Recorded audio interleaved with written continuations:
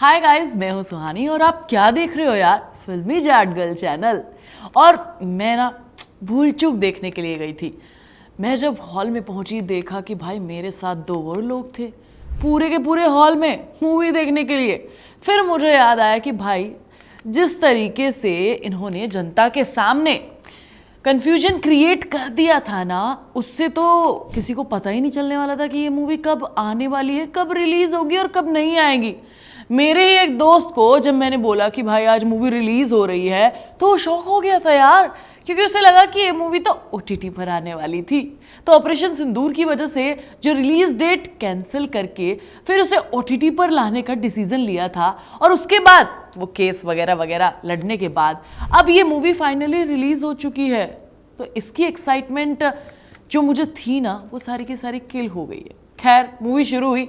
Movie की कहानी है बनारस में रहने वाले एक बेरोजगार राजकुमार राव की, यानी कि रंजन बाबू की, जिसको एक लड़की चंचल यानी कि तितली वामिका गब्बी से प्यार हो रहा था, इश्क हो रहा था।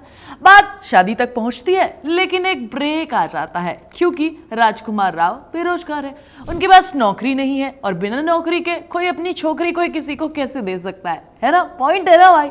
तो भाई कैसे भी करके राजकुमार राव जी जुगाड़ लगाते हैं और एक नौकरी प्राप्त कर लेते हैं। अगेन, तुमको यकीन नहीं होगा, लेकिन कर लो कि बहुत जल्दी उसे नौकरी मिल जाती है। भाई वो बात अलग है कि हमें नहीं नौकरियां मिलती, लेकिन उसे मिल गई है क्योंकि वो मूवी है। और ये सस्पेंस है जो थोड़ा आगे जाकर आपको खुलेगा कि उसे नौकरी कैसे मिली है। अब जब नौकरी मिलने के बाद राजकुमार राव की शादी होती है तो हल्दी वाला दिन ना पॉज हो जाता है, जैसे अब मेरा वीडियो तुम्हें लग रहा होगा कि पॉज हो गया। बस रिपीट मोड पर सारी चीजें चलती रहती है। मतलब भाई ऐसे लूप में फंसते हैं कि निकल ही नहीं पा रहे हैं उस लूप में। बेचारे ने इतनी बार हल्दी की रस्म कर ली कि उसका आधा बनारस भी इतने टाइम में अगर हल्दी की रस्म कर लेता तो सबकी शादी हो गई होती। लेकिन ये पूरा टाइम कैसे लूप में फंसते हैं, क्या कहानी है, ये सारी चीज़ें तुम्हें मूवी देखकर पता चलेंगी। राजकुमार राव ने कौन सी गलती करी थी भैया जिसकी वजह से वो पूरा टाइम उस लूप से नहीं निकलते हैं, बाहर कैसे आते हैं, ये सब तुम्हें पता चलेगा। इस पूरी मूवी की थीम इसी चीज़ पर बेस्ड है। देखो, ये छोटी मोटी कहानी हो गई, लेकिन जो इंटरेस्टिंग बात मुझे लगती है ना, वो ये कि भाई मुझे लगता है कि मूवी थिएटर में रिलीज होने के लायक ही नहीं थी, क्योंकि मूवी बहुत बेसिक कॉन्सेप्ट पे है। मूवी देखोगे तो लगेगा कि राजकुमार राव बहुत टिपिकल होते जा रहे हैं यार। मतलब मुझे कई बार देखकर लगा कि अभी ये बंदा जो है ना उठकर एक पंच ना मारने लग जाए, मतलब कुछ बढ़िया ना बोल दे, बट ऐसा होता ही नहीं है। मतलब तुम खुद से इमेजिन करो राजकुमार राव को, वो कभी भी दिल टूटे आशिक दिखेंगे ना तो भाई दिल जले आशिक भी दिखते हैं, कभी हारे हुए आशिक दिखते हैं, कभी स्ट्रगलिंग आशिक दिखते हैं, लेकिन हर मूवी में एक ही जैसी आशिकी। ऐसे कैसे चलेगा राजकुमार भैया।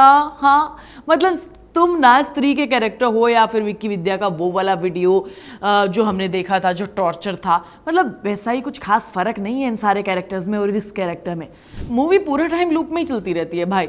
मतलब इसके ऊपर स्टडी कर लो यार थोड़ा सा, कि आप एक टाइम में लूप में फंसे ही फंसे रह जाते हो तो आपको भी थोड़ी फ्रस्ट्रेशन होगी ना। दूसरी बात यह कि इस मूवी की कास्ट बहुत शानदार है। मतलब एक से बढ़कर एक ऐसे स्टार कास्ट है कि भैया स्क्रीन पर आएंगे हंसा देंगे, लेकिन इस मूवी में वो फैक्टर भी अच्छे से नहीं यूज़ किया गया। अच्छी बात है कि फरहाद सामजी की तरह व्हाट्सएप के छोक नहीं उठाए हैं इन्होंने कि चुटकुले वहाँ दौड़ाए यहाँ चेप दिए, इसलिए कुछ जोक्स पे मुझे हंसी भी आ जाती है। लेकिन ओवरऑल ना मैं इंप्रेस ना हो पाई भैया। मैं क्या, कोई नहीं इंप्रेस हो पाएगा इस मूवी को देख के।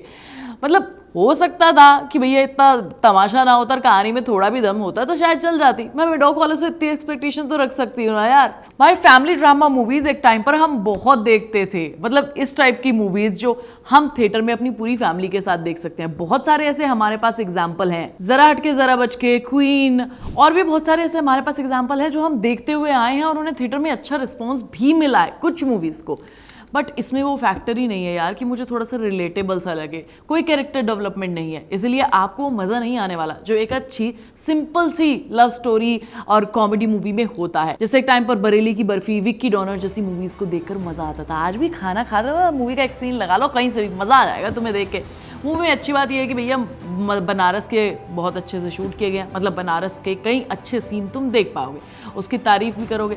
लेकिन भाई सबसे बड़ी चीज़ है कि थोड़ी कहानी पर अगर काम कर लिया होता तो हम ये खाली बनारस के लिए एक्साइटेड नहीं होते ना स्क्रीन पर। मुझे लगता है कि बनारस में ये मूवी बनाई ही गई इसलिए कि वहाँ गंगा नहा के आप पाप धो लो। मतलब पाप कर दिया आपने ये मूवी बनाकर, अब उस पाप को धोने के लिए भी मूवी की शूटिंग वही कर दिया। कौन बनाता है यार आजकल इतनी हल्की स्टोरी? लोग आजकल कुछ ऐसा देखना चाहते हैं जिससे वो बहुत रिलेट कर सके, कुछ नया। लाइक मेडॉक फिल्म्स आपने स्त्री 2 में और स्त्री में दिया है, वहां पर एक नया कॉन्सेप्ट था। अगर इस टाइप की लाइट हार्टेड कॉमेडी मूवीज भी बनानी थी तो मैं एक्सपेक्ट करती हूँ कि आप उसमें से कुछ बढ़िया निकाल कर हमारे लिए लाओगे, कुछ नया फ्लेवर दोगे।